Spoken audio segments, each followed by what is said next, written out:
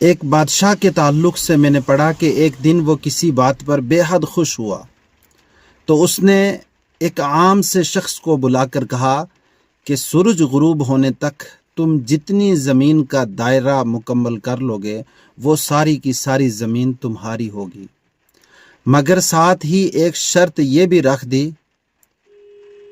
کہ اگر سورج ڈوبنے سے پہلے دائرہ مکمل نہ کر سکے تو تمہیں کچھ بھی نہیں ملے گا۔ یہ سن کر اس شخص کی آنکھیں چمک اٹھیں، دل خوش ہوا، فوراً چل پڑا بڑے ارمانوں کے ساتھ، بڑے بڑے خواب کے ساتھ کہ میں آج بڑا دائرہ جو ہے مکمل کروں گا۔ چلتے چلتے ظہر کا وقت آ گیا، دل نے آہستہ سے کہا کہ اب واپسی کا رخ کر لینا چاہیے، دائرہ کافی بن چکا ہے، مگر نفس نے سرگوشی کی کہ ابھی نہیں، تھوڑا سا اور، جتنی زیادہ زمین ہوگی اتنا ہی زیادہ فائدہ ہوگا۔ وہ آگے بڑھتا گیا، کچھ دیر بعد ایک دلکش پہاڑ سامنے آیا، دل پھر بہک گیا۔ اس نے سوچا کہ یہ پہاڑ بھی میری جاگیر میں آ جانا چاہیے، میری ملکیت میں آ جانا چاہیے، پھر لوٹ چلوں گا۔ یوں وہ وقت کو ٹالتا رہا اور واپسی کا فیصلہ مؤخر کرتا رہا۔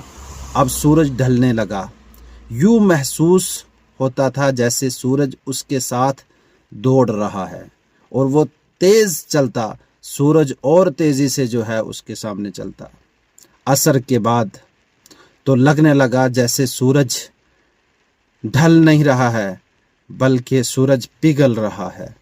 وہ دوڑنے لگا، پسینہ بہنے لگا اس کا، سانسیں اکھڑ گئیں اور دل میں پچھتاوے کی آگ بھڑک اٹھی۔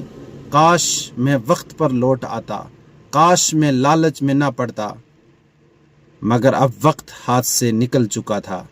وہ پوری قوت سے دوڑتا رہا، سینہ پھٹنے کو آ گیا، قدم لڑکھڑانے لگے، مگر وہ رکا نہیں۔ اچانک سورج غروب ہو گیا، اسی لمحے وہ زمین پر گر پڑا اور اس کی روح پرواز کر گئی۔ یہی حالت ہے ہم سب کی، دنیا کی خواہشوں کے پیچھے دن و رات ایک کیے ہوئے ہیں، نہ نماز، نہ قرآن کی تلاوت، نہ آخرت کی کوئی فکر۔ اگر ہمارے دل کے اندر اللہ کا خوف بیٹھ جائے اور ہم اللہ رب العالمین اور رسول اکرم صلی اللہ تعالی علیہ وسلم کے فرامین پر عمل پیرا ہوں اور اس عارضی